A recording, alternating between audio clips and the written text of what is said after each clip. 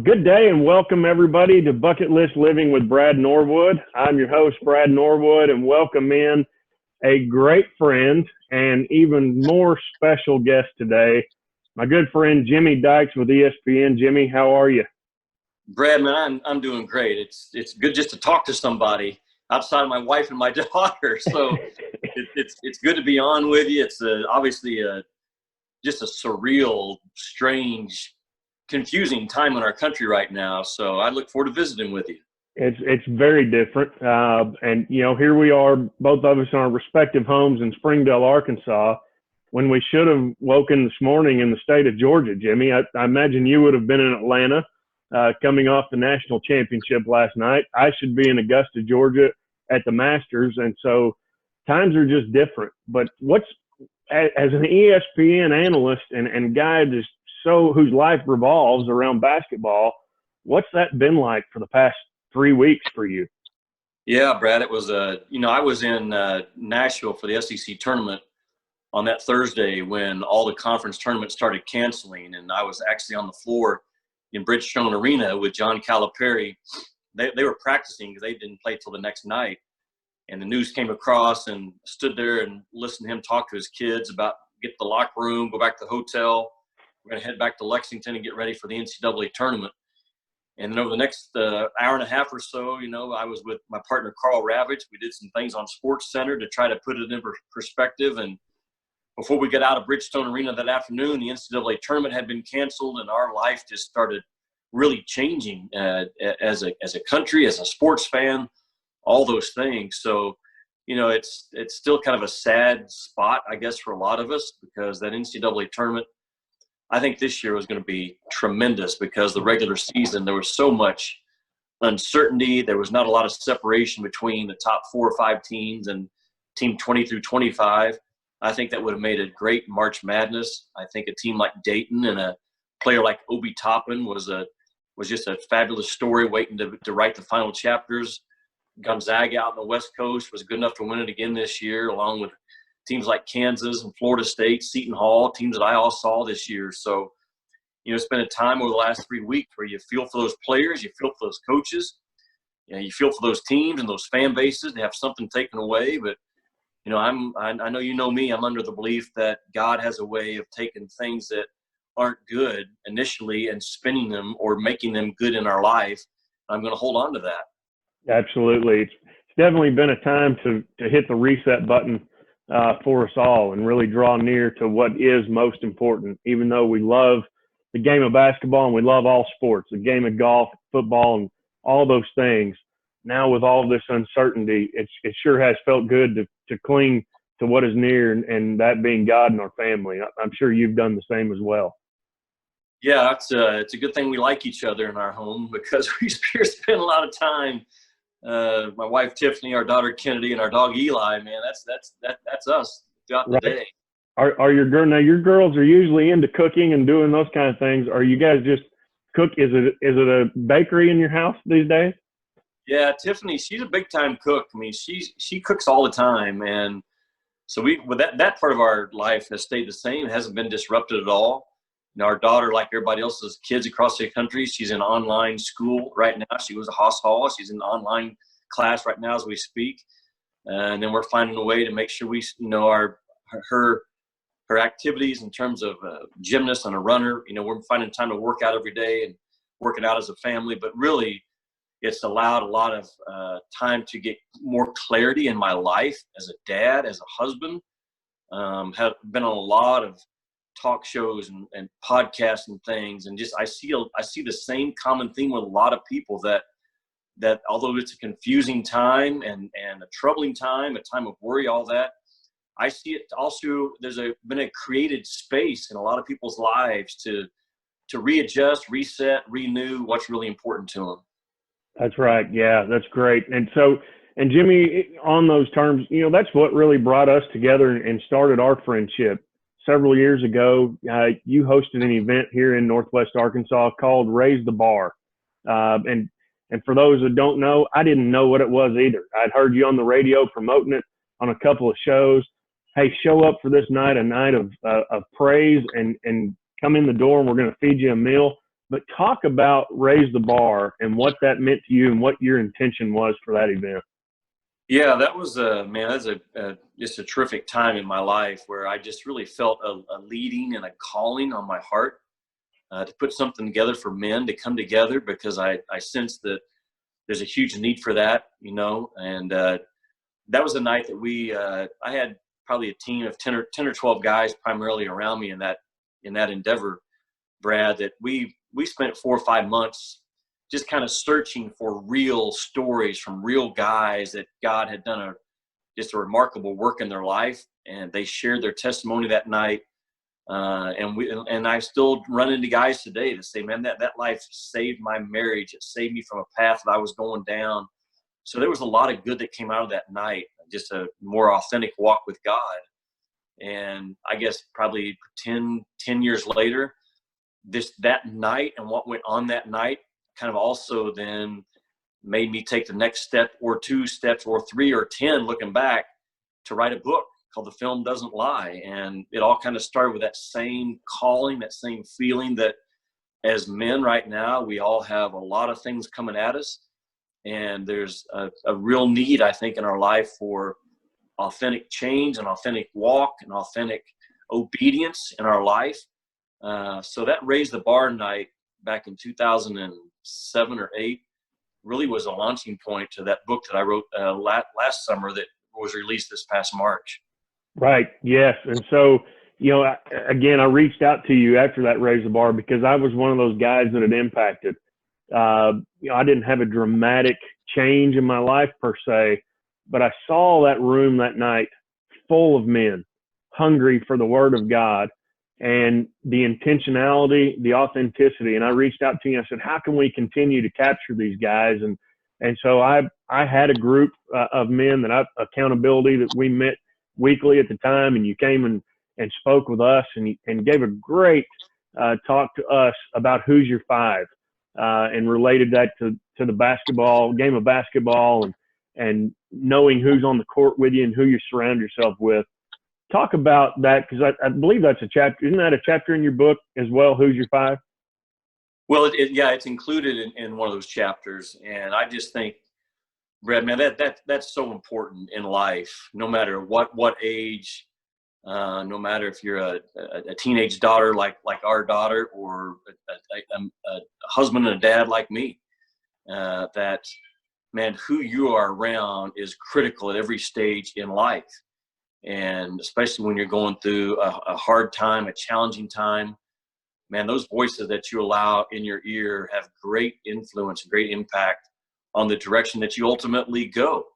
And I learned that lesson, man, I don't know how many years ago, and the importance of it. And as a result, I'm pretty guarded and pretty protected in terms of who I would say is in my close, inner circle, because I want to make sure it's guys that, man, they're not that they're perfect at all, because none of us are, but at least their heart is perfect in how they're trying to live their life, where they place God in their life, the importance of Him, the importance of His written word.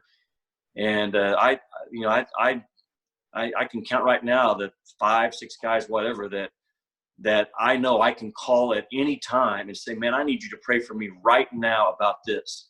And I know their heart's going to be right. I know that their lifestyle is going to be right, where those prayers are going to be heard. They're going to be answered. And I know it's included in one of those chapters. That book I've been through that book so many times, I can't tell you exactly what it's under. Maybe it's in How to Survive a Drought. I think it's in there maybe, because the importance of those voices that are in your ear in a hard time. But that's a lesson that'll never change, man. That lesson right there, who you surround yourself, is an everlasting message. Right. And we talk about that when Larry Watkins and I coach the Bucket List Life Plan. We talk about, and for those of you that are tuned in and listening, this is your intentionality talk, and this is your L, the Leave a Legacy talk. Jimmy has been a guy that has poured this into my life for several years now, and he lives it every day authentically. And just love you and thank you for doing that for me, Jimmy. I want you to talk about, your word is always authenticity and being authentic.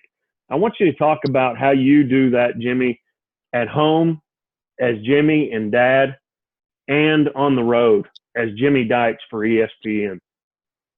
Yeah, Brad, I appreciate you saying that. So, first of all, I think those 4 letters, ESPN, associated with my name a lot, is a tremendous blessing. It's a platform. It opens a lot of doors for me, and I want to make sure that I'm using those in the right way. So, but at the end of the day, that's not who I am. It's what I do. Mm-hmm. I mean, I'm an analyst for ESPN, but then that's my job, and I love my job.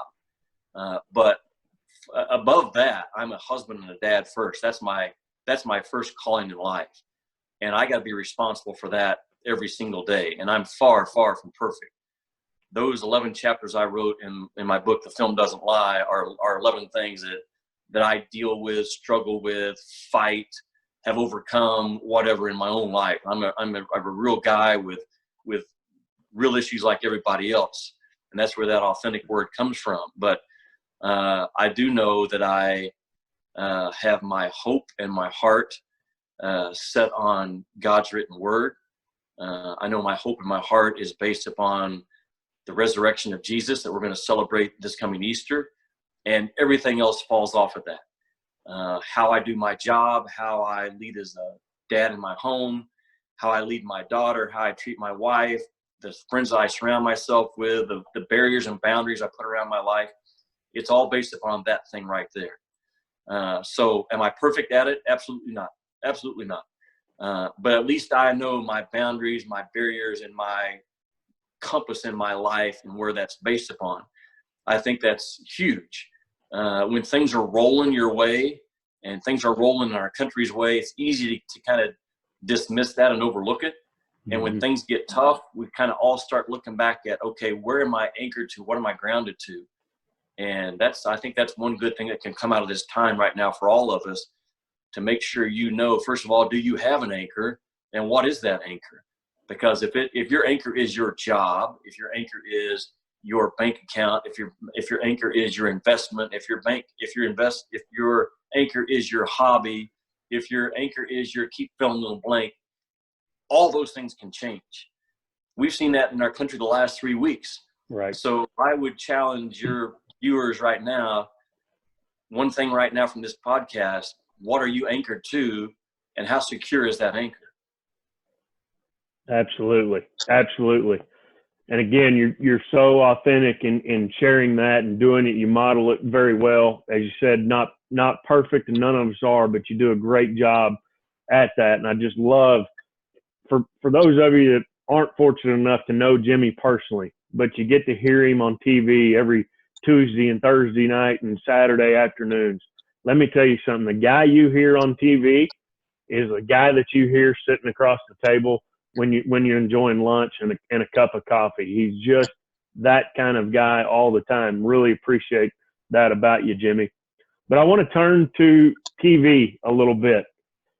A lot of people, you're a celebrity in a lot of people's eyes. And I know humbly, again, that's not who you are. It's just what you do.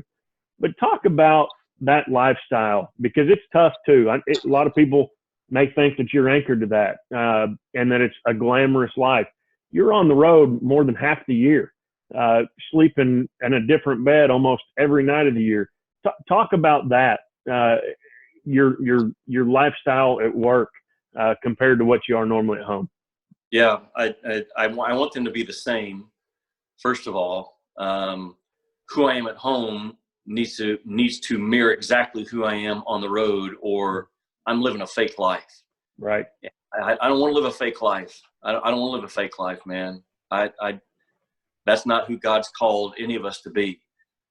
So that life on the road is a grind, Brad. It's the travel, the airports, the delayed flights, all the hotels, all those things. That's the hardest part of the job, and on top of being away from my family. The great part of the job is being around the game of basketball, the relationships that I formed there with coaches all across the country and players. What impact I have on others is all based upon that. So I love that part of it. But I'm pretty determined to make sure how I live away from this home matches up with what I say is important in this home. I don't turn the TV on when I'm on the road. I don't turn it on in my hotel room. I stay up with sports on my phone. I watch games on my phone. I do my stuff on ESPN off of my phone. I just don't turn the TV on. I've never struggled with what my eyes watch as a man, but I'm also not going to put myself in position on the road to have that pop up in front of me. Mm-hmm. So I can't think the last time I turned my TV on in my hotel room. And some people think that's extreme. I just think that's who I am. That's just who I am. I don't go to bars and hang out, and maybe at times it's hurt me in my career. I don't know. I don't think so. I've been very, very blessed in my career at ESPN, but I'm not a hanging out with a crowd guy, and that's okay. Some people are, some people aren't. I just don't want to put myself in those positions where I know that all of us ultimately have areas where we can be pulled, and when we don't think, well, I would never go there. Well, the best way to keep that from happening is to never be in that spot to begin with. So right. I guess I'm answering it by saying I try my hardest, man, to keep those same boundaries and barriers around me on the road as I do at home. And absolutely.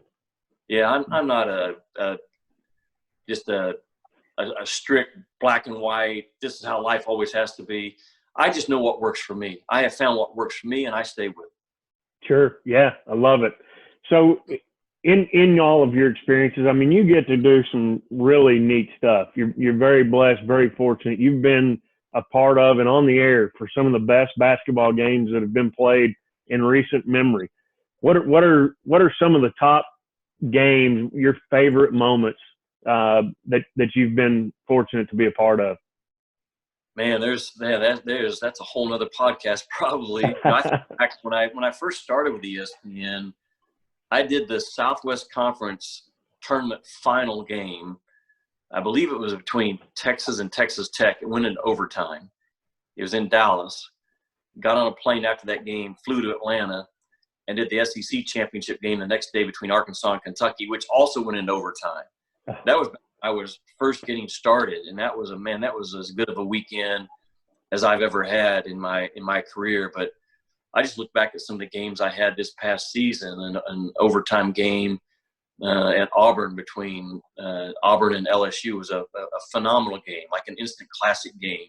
Kentucky at Texas Tech during the Big 12 SEC Challenge this year had tremendous viewership numbers on that Saturday afternoon. That was a phenomenal game as well. Late in the season, I had a game that was just a great, highly played game, an upset. Tennessee won at Kentucky on a Super Tuesday. They just go on and on. All those games in the SEC tournament over the years, those championship games when I was on the call with Brad Nessler are always dear to me. I see them replayed a lot right now with all the things on our air, with all the replays going on. I seem to see a lot of those games as well right now. I've had some fun stuff too. I remember doing college football as a sideline reporter, the first game back from the 9/11 experience. It was a game at Mississippi State, and I was a sideline reporter on that first college football game back on our air. And I remember the feeling in that stadium when the national anthem was being played for the first time live in a sporting event. The hot dog eating contest, the big air dogs and great outdoor games. I've had a lot of great times, but man, some of those basketball games, that's the real deal, man, when you're sitting there and 20,000 people in an overtime game in Lexington, Kentucky. Sure. I was going to ask you, Jimmy, with the way that things are right now and the uncertainty that we have in sports, could the flying dogs and hot dog eating contest be something we have to revert back to? Yeah, we could. Man, that was must-watch TV back in the day. At first, ESPN, they kind of were they owned that rights to the great outdoor games. And when all those dog competitions started, and they started asking football and basketball announcers to do it, we were a little bit hesitant. But once we did it that first summer, man, we loved it. Being in Lake Placid, New York, and Wisconsin, and Nevada, and the different places that we went. And it was a lot of fun. So I'd be all in again on that dog competition. So I would be remiss with all the people that probably watch your podcast in Arkansas. One of Also, one of my favorite games I called was Kentucky at Arkansas. It was 7 or 8 years ago. It was a game that Arkansas, the Qualls kid, with a putback dunk, basically at the buzzer. And then we talked about Kentucky has a chance for a length of the court pass with like a second to go. I remember saying, but if you haven't practiced that pass, you may throw it and hit the scoreboard in Bud Walton because of how low it is. And lo and behold, the Kentucky kid threw the ball and it went in the scoreboard and the game was over. And that was a great game to call as well. That's a great one in Arkansas memory for sure. And I think that basketball was stuck there until they redid the scoreboard several years later. I think they decided to just leave it there. For a long time. A great token, great moment. You were on the air for Arkansas fans. You were on the air for an Arkansas game this year. I believe it was at South Carolina. And you made some comments about Isiah Joe and what a great player and a great kid he was. But we're talking about he likes the game of golf a little bit. Have you had a chance to get out and play golf with him yet? Yeah. Actually, the game was at LSU. LSU, okay. I remember that conversation because he told me his best round in high school was like in the mid-70s, 77, somewhere in there. And I said, hey, this off season, I'm gonna have you come to my home course and we'll play. So obviously all that stuff is on hold right now, but what a tremendous talent, and a local kid out of Arkansas, Isiah Joe, is just a long-armed shooting guard that has, the NBA has a lot of value in a guy like that. So I think that's one of the cooler parts of my job, Brad, is talking to those kids, that the normal fan doesn't get to have those kind of conversations and get to know them a little bit away from basketball, what they like, what they don't like, their personality. And Isiah Joe is one of my favorite guys because he's got a tremendous personality. He's easy to be around. He's easy to talk to.